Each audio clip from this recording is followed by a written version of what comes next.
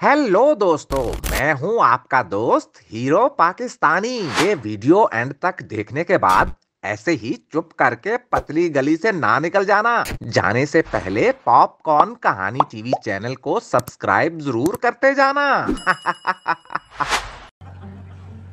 हाय अल्लाह, मेरी कमर टूट गई। अंधे कहीं के, मेरी नई नवेली दुल्हन को गिरा दिया। अरे मेरी बेटी को उठाए कोई, किस नालायक से शादी करवा दी अपनी बच्ची की। शादी वाले दिन ही मेरी बेटी को गिरा दिया। मेरी इज्जत का फालूदा बना दिया है तूने। ये सब देखकर पूरा गांव हंस रहा था। सुंदर नगर नाम के गांव के बीचों बीच मलिक साहब नाम के पहलवान का एक अखाड़ा था, जिसमें आए दिन मलिक साहब पहलवानी के मुकाबले करवाते थे। पूरे गांव में अपनी पहलवानी की वजह से मलिक साहब बहुत मशहूर थे। इसीलिए अपनी बेटी अस्मा की शादी भी किसी पहलवान से ही करवाना चाहते थे। अस्मा उसी गांव के कॉलेज में पढ़ती थी। अस्मा के बचपन का प्यार आसिम भी उसी कॉलेज में अस्मा के साथ ही पढ़ता था। डिग्री हाथ में आते ही आसिम अस्मा के बाप मलिक साहब के पास अखाड़े में ही पहुंच गया। सुसर जी, सुसर जी, सुसर जी, पहचाना मुझे? मैं आपका होने वाला दामाद, आपसे आपकी बेटी का हाथ मांगने आया हूँ। कौन सुसर? किसका सुसर? चल भाग यहाँ से। सुसर जी। मेंढक की आंखों वाले फिर से सुसर जी बोले जा रहा है। ओए कोई निकालो इसे यहाँ से। राजू ने जो आसिम को घुमाकर जमीन पे पटका तो दामाद जी को दिन में तारे नजर आ गए।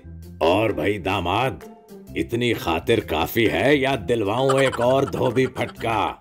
इतने में अस्मा भी वहां पहुंच गई। बाबा, ये क्या किया आपने? आसिम मेरे कहने पर यहाँ आया था। ये सुनकर मलिक साहब अस्मा को एक तरफ ले गए। बेटी, ये मेंढक की आंखों वाला तुम्हारी पसंद है? आखिर क्या देखकर तुमने इस छिपकली से शादी करने का सोचा? बाबा, आसिम की शक्ल पे ना जाएं, ये दिल का बहुत अच्छा है। ये सिंगल पसली कैसे मेरा दामाद हो सकता है बेटी? मुझे नहीं पता बाबा, मैं बस इसी से शादी करूंगी, प्लीज मान जाएं। मलिक साहब बेटी की जिद के आगे मजबूर हो गए और आसिम की तरफ मुड़े और बोले, ओए इस सुसर के दामाद को उठाए कोई। ओए सिंगल पीस, खुद उठेगा या मैं उठाऊं? आसिम हाय हाय करता कमर पे हाथ रखकर खड़ा हुआ और बेशर्मों की तरह बोला, फिर मैं ये रिश्ता पक्का समझूं? ये सुनकर मलिक साहब ने दोनों हाथों से अपना सर पकड़ लिया। कुछ दिनों के बाद शादी का दिन आ गया और मलिक साहब ने अखाड़े के पास ही एक शानदार सा टेंट लगाकर सारा इंतजाम किया।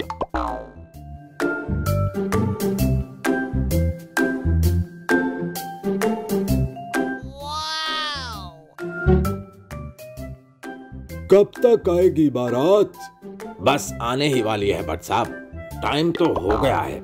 इतनी देर में ढोल की आवाज सुनाई दी तो मलिक साहब मेहमानों के साथ दूल्हे का इस्तकबाल करने के लिए टेंट से बाहर निकले तो देखते ही रह गए। आसिम साहब शेरवानी पहने, मुंह पे सेहरा सजाए, क्रेन के चप्पू में बैठे हैं और बाराती क्रेन के साथ साथ चल रहे हैं। मलिक साहब मुबारक हो, आपका दामाद आ गया है। मलिक साहब शर्मिंदगी से इधर उधर देखने लगे। आसिम साहब शान से क्रेन के चप्पू से उतरे तो मलिक साहब ने ना चाहते हुए भी गले से लगाया और आसिम को लेकर स्टेज पर बैठ गए।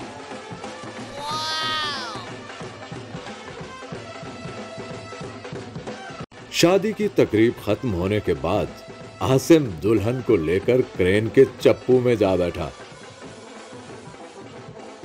चप्पू के ऊपर जाते ही ड्राइवर जब क्रेन चलाने लगा तो गलती से ड्राइवर का हाथ चप्पू के लीवर को जा लगा, जिससे आसिम साहब दुल्हन समेत जमीन पर जा गिरे। दूल्हा दुल्हन के गिरते ही सभी गांव वाले जोर जोर से हंसने लगे और मलिक साहब गुस्से से दूल्हे की तरफ देखने लगे। हाय अल्लाह, मेरी कमर टूट गई। अंधे कहीं के, मेरी नई नवेली दुल्हन को गिरा दिया।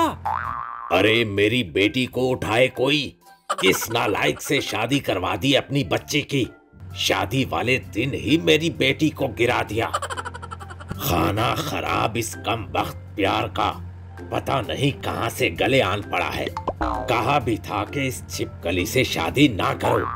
भला क्या जरूरत थी क्रेन में बैठकर शादी की रस्म करने की। कमबख्त ने ड्राइवर भी अपने जैसा ही रखा हुआ है। मैं तुझे नहीं छोड़ने वाला।